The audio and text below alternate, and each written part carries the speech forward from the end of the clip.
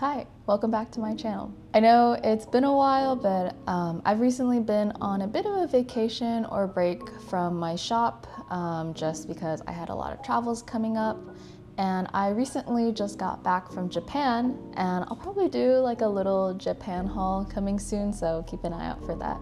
2024 has been a super impactful year for me.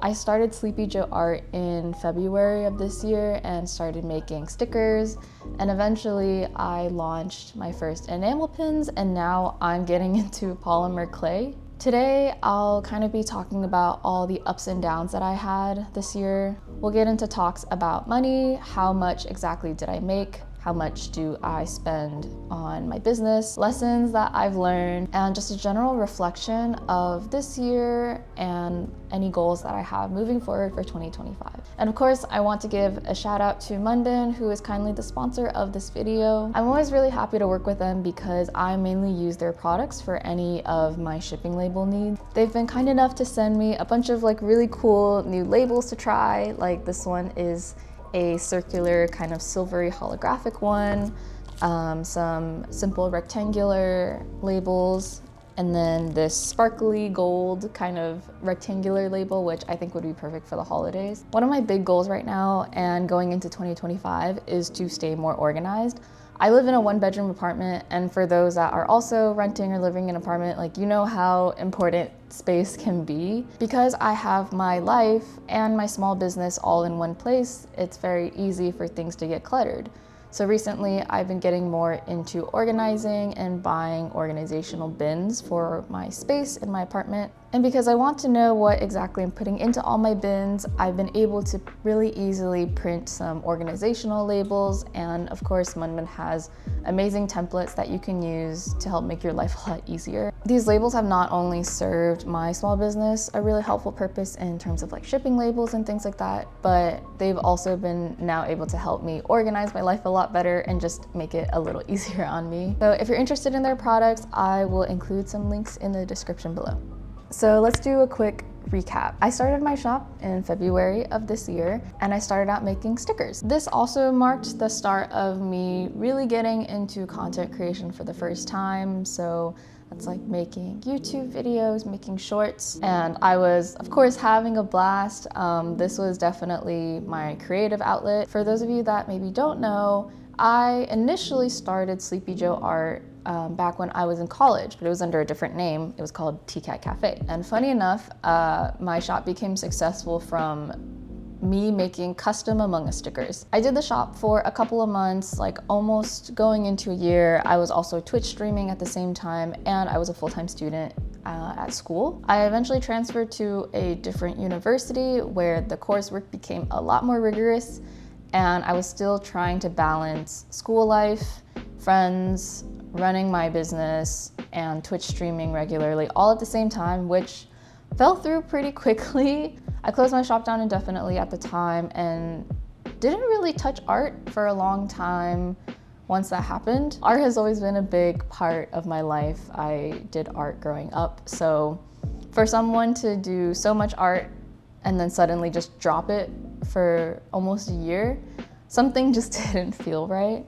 So I kind of figured maybe it's time to start up my Etsy again, and this would be my artistic side hobby that I do, so I don't just have like nothing to do after my job. After I started my shop, I was kind of successful in the fact that I was able to get a couple of sales like every single week. It was relatively consistent. I was also trying as much as I could to post on my YouTube, my Instagram. I eventually got a TikTok, just trying to really like grind that content creation life a little bit, because as any small business owner knows, content creation and marketing yourself on social media is probably the best way to eventually get more customers and build a fan base. So I was doing that on top of having my 9-to-5 job. Eventually, I was able to start making more types of products for my shop. So that's when I started making enamel pins. This was also super exciting to me, because now this is the first time that I had to work with a manufacturer, kind of go back and forth on designs and get samples, and then eventually my products shipped to me. And yeah, it was kind of a big project that I took on that I was definitely scared about, because when you manufacture products, it does cost a lot of money. So it was a big stepping stone in my small business. And of course, it was definitely a risky move, but it was something that I was really excited about. So I went ahead and made enamel pins. And they have also been relatively successful on my shop and also at markets. I guess that's the next step. Then I started doing in-person markets starting kind of in the fall season. There's some creators that I know that have done markets, and it just looks super interesting to me because I love shopping at markets. So I started looking into that myself, eventually applied for a big fall craft market, and I did my first in-person market, in-person selling experience, which was awesome. I loved it. But it also drained so much energy out of me. And at the time, I was still trying to do all my content creation. I had sponsorships. It was a lot for someone that is still very new to everything. I think during this time, I was probably working the most and eventually did experience some burnout from working full-time during the day. Again, I love doing all of these experiences. It was really fun being able to interact with people in person, and it was something that I've always wanted to try and do. But of course, I think because these events are in person and you have to always kind of be on a little bit, if you know what I mean, since you're always interacting with people walking by or if they're interested in your product. For someone like me that is very much an introvert, it becomes very draining for me, especially the last holiday market where it was 2 days of nonstop, just go, go, go, set up your stand, have all my products ready, and be talking to people all day. It was definitely a lot. I had planned on releasing a second market video where I kind of go over all the things that I did for my markets, everything that I learned, and it ended up just not happening because I was so burnt out and I was traveling soon. So the video kind of just got put on pause, but maybe I'll revisit it at another time. All right, so now let's talk about revenue and money, and the topic that a lot of people are probably interested in. How much money exactly did I make this year? All right, so let's talk the numbers. I'm on my Etsy page right now, so I can see exactly how many people visited my shop, clicked into my shop, and how much revenue exactly I made. I made a total of $540. That might not sound like very much, but I also have to keep in mind, there were, of course, times where I was making a lot of sales, but then I did take a huge break at the end of this year. Additionally, I started out my shop selling stickers, which are only $3 to $4 per sticker. So I wasn't expecting to make that much, just simply because my products are not as expensive. And then I launched my enamel pins, which was much later in the year, and I only started listing my polymer clay creations right at the end of the year. But we have about $540 from Etsy. I also made some money from the markets that I did in person. We have a fall craft market, a Halloween market that I did, and the last winter market that I did in November. Now, markets are a little different because usually to apply, you have to submit a vendor application and you have to do a tabling fee. Usually those can range from $50 to $100, sometimes more, depending on how big the market is. So the numbers that I'm giving are after I subtracted the vendor fee and table fees. For my first market, I made around $100. For my second market, it was a Halloween market. I think I made a total of actually around $150. And finally, the winter market that was over the course of 2 days. This one was definitely the biggest one. I technically had made over $500, almost $600, but the tabling costs and vendor application was steeper. It was around $200 to be a vendor for both days. So my profit for the final winter market was roughly $300. So in total, from my markets, I made also around $550. That means in total for the year, with my Etsy revenue and my markets, I made a total of $1,090 but also keep in mind this is not taking into account any of the business expenses that I had, at least for my shop. Something that I definitely should have done a little better job of was keeping better track of all the spending I was doing in order to start my business. Things like buying shipping labels, all the packaging materials, my printer. But because initially I started this shop as more of a passion project, and I was definitely okay and aware of the fact that I was probably going to be spending more to start the business versus actually earning profit this year, I didn't keep a really strict track of how much I was spending. Now, obviously, I wouldn't recommend this to someone that is starting their business very seriously, where it might be their only source of income. I'm only able to do this because I have another job that's supporting this hobby. So essentially, it's just, in a way, I was thinking of investing this money, which I would hope becomes something bigger in the future. If I really had to put a number to it in terms of how much I spent to just buy everything I need to be running my business right now, I think I definitely have spent at least over $500 for buying everything. That includes buying my first shipping label printer, packaging and shipping materials, all the costs for producing my stickers and my enamel pins, all the things that I needed to run an in-person market. So that includes like tables, displays, organizers, printing costs, which include my thank you cards, my business cards, extra fees from Etsy for listing any item. For context, Etsy charges you 20 cents per listing. And then all of the things that I recently bought for polymer clay creation, which also probably takes up a big chunk of all these expenses. So that includes buying all the clay, a small UV lamp, the UV gel, some paint brushes, the mask and the filter that I use with it. So I can't give an exact number because I didn't track all my expenses explicitly, but I can maybe say that I have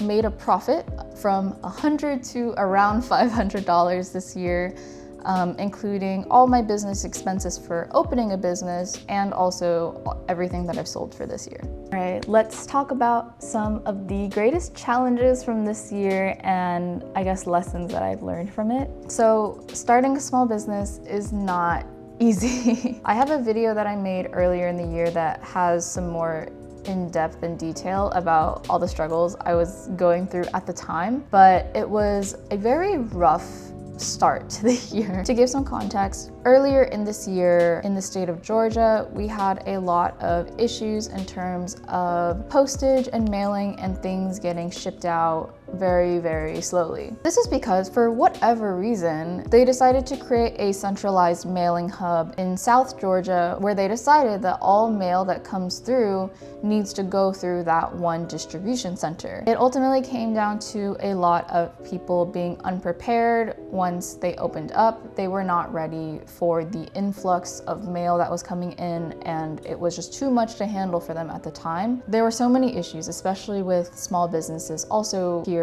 not being able to ship their products out on time, or their products just straight up getting lost in the system because every piece of mail had to go through that distribution center, which resulted in a huge congestion of mail always being stuck there. Basically, it was a huge mess. That was one of the biggest challenges earlier in the year, where I was just starting my business. I was just starting to get some traction with like consistent sales, and then suddenly this huge shipping issue happens and my orders are getting lost, or they're taking a whole month to get to the people that ordered them. It was so stressful. I didn't know what to do. There wasn't really much I could do, honestly. I felt very frustrated at the time and stressed and just wondered maybe I should just quit again because the shipping situation was so bad and we didn't know when it would ever get better. But I decided to keep on with it, and just for those packages that did get lost, I would just reship them out and just hope and pray. Eventually, I'm really glad to report that the shipping situation has gotten a lot better, and I haven't had any major issues since the beginning of the year. I think a really big challenge for me also was not expecting the huge amounts of content creation I would have to be doing. I think now I'm getting more used to talking to a camera, but in my earlier videos, it's probably also noticeable that I'm a little awkward in front of the camera, which is totally fine. I think everyone goes through it, but there was the awkwardness that I felt trying to keep up with the schedule of creating consistent content. And the problem with this is being very new to it, editing and taking videos takes a lot of time. Especially with someone that is very awkward in front of the camera, I had to retake videos a lot because I couldn't get the shot that I wanted, or I just didn't like how I looked or sounded in the camera. I think as many content creation people know, when you're speaking to the camera, you have to kind of give it like your 110%. Like, you don't talk like this normally in person. I think that was another part of creating videos that I was not quite expecting. I thought I could just talk how I normally talk and it would reflect through video, but it kind of didn't. So having to do a lot of content creation on top of running my shop and also working a regular 9-to-5, it was a lot of work that not necessarily I wasn't prepared for, but just it was difficult to manage at least. Overall, I would say those were my biggest challenges of 2024 and starting my business. Just a lot of shipping issues at the beginning and figuring out the little kinks of running an actual business, and also just the large amounts of content creation that I had to prepare myself for. Just that's something that I am going to keep trying my best to work at, creating videos and content more consistently for you guys, because it's something that I do love. It's just something that I need to get better at. So now this kind of goes into the lessons that I've learned for 2024. I think the biggest one that I've learned is, of course, as I mentioned, content creation is key. I don't think I did the best in terms of creating content consistently this year. I'm trying to give myself a little more grace for that because I am new to all of this. But at least when I do put out content, I try to put out really high quality content. The second lesson that I learned for this year that I am going to continue working on for next year also is learning to create a schedule to better organize my life, my small business, things in general. One thing that I've always not been the best at is finding a balance between structure and being, I guess, more lenient with myself. I'm the type of person that I either go 120% or like 0 to 10%, and I'm still trying to find that balance in between. So I want to create a schedule for myself that is a little more strict, but I have a tendency of making something that's too strict and then getting way too upset with myself when I don't follow the schedule like 100%. So in return, I end up not making a schedule at all and being a little too lenient with myself, but then that results in sometimes me not really getting things done or not starting projects when I should. So going into the next year, another lesson that I want to take is to still try to find that balance and create a better schedule for myself. Lesson number 3, budgeting. This is another thing that I'm going to take into 2025. I didn't really budget much this year. I mostly just kept some numbers of how much I was making. And then also for my markets, I kept more track of how much I was making and how much I spent. But going into 2025, I think budgeting will be really important because my shop is something that I want to take more seriously now. I feel like now that I've had my shop for a year, I'm kind of ready to take it to the next steps in terms of being a little more serious about my budget and just keeping a better track of it. And I think that sums up the big overall lessons that I learned for 2024.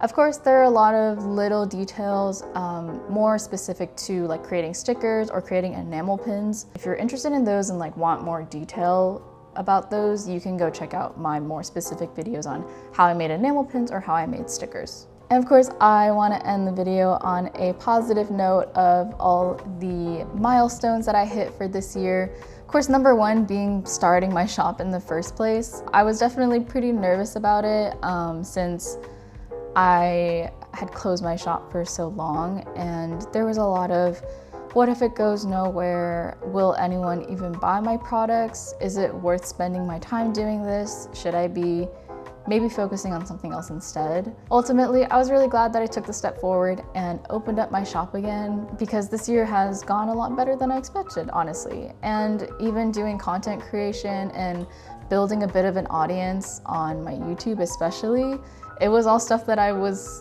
never expecting, but I'm just so grateful for. And this all, of course, led to just me being able to be creative again and doing illustration and art, things that I love. So I'm really happy for myself that I decided to start up the shop again, and also really grateful for everyone that has seen my content, interacted with it, or if you even bought something from my shop. I'm forever grateful to everyone. I'd say milestone number 2 was creating my first enamel pins. That was really fun. Milestone number 3 is probably getting my first sponsorship, and that is with MUNBYN. Thank you again for sponsoring this video. I was super excited when they first reached out to me. It was really funny because I thought it was a scam at first. I think I had just hit maybe around 500 subscribers on YouTube, and I never explicitly mentioned them in my videos, but I think probably I had shown video clips of my printer, and somehow someone out there found my channel. They eventually reached out to me and asked for a collaboration where they would send me a printer, some sticker labels, like shipping labels, all that.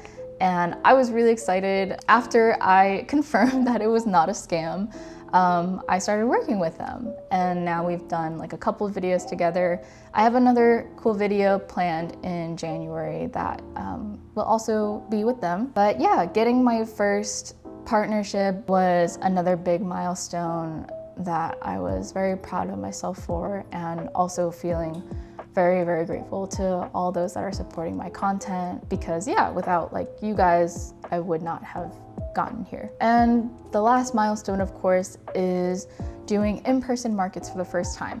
As someone that is very introverted and has social anxiety, this was a very big step for me that I was also pretty stressed about, and I wasn't sure how it was gonna go. It was like excitement and also stress, because I'd never done something like this before. I'd only ever gone to markets. I wasn't even sure if I was going to get accepted into any of the markets that I applied to, but I did get accepted, and I prepared my ass off for these markets, and in general, they all went really well. Everyone was super nice and supportive. But yeah, this is a milestone that I'm also really proud of myself for, just like getting myself out there, being a little more uncomfortable and trying things that I normally would never do. And I had a great time doing these in-person markets. Granted, I would maybe want to space them out a little bit more in the future. I guess that's a lesson for next year. Don't do markets so close to each other. Yeah, I think those are my big milestones for 2025. I always think it's really important to reflect over the year and the accomplishments that you've been able to work through. It's a little bit hypocritical for myself because I'm not necessarily the best at this, but I think when you're able to reflect on everything, you also remind yourself like you did that this year. You accomplished all these things. So for anyone else watching out there, go ahead and like reflect on your 2024 and all the things that you went through, everything that you accomplished, and just be proud of yourself for getting through the year. And here's to 2025. Thank you again for coming to my channel and watching this video. I hope you enjoyed.